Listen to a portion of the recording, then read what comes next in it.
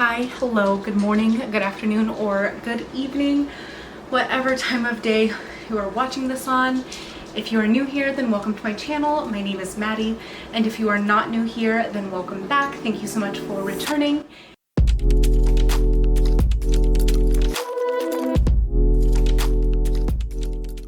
I'm still dealing with the audio issues that I had from last week, so I have to refilm this intro and outro for this week's video. Luckily I had some b-roll, and I think this one is just going to be a short video because there just isn't enough time, and I am starting to film next week's video, which is going to be a full-length writing and life vlog, I guess. Anyways, I finished reading through my manuscript and all of the editor's notes, and I made the decision to re-outline my manuscript before getting into this next draft. There were a few reasons I did that. Number one, it was just to help the pacing. There were quite a few missed marks with the pacing in this last draft, and so I just wanted to make sure that everything had the appropriate amount of time that it needed to be developed and move the story forward. Number two, I am making some pretty big character changes. I definitely want this to be more character focused than plot driven, so I just needed to amplify my main character's arc a bit more and show that character difference.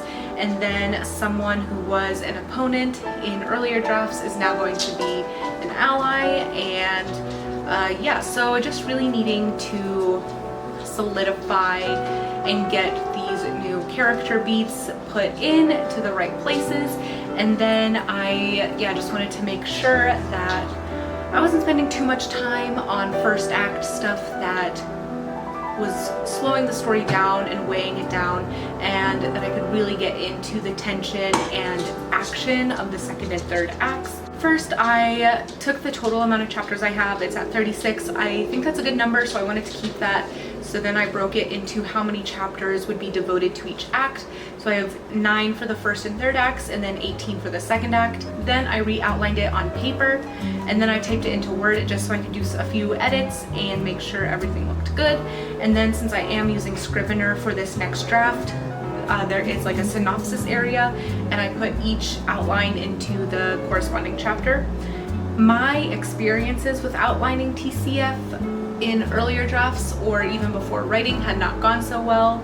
Like I said, my initial midpoint is now the ending of this book, and yeah, so there's just a lot of things that have changed, and that's why I really wanted to take the time to re-outline, especially since I have such a better grasp of story structure and outlining now than I did when I first started writing this draft.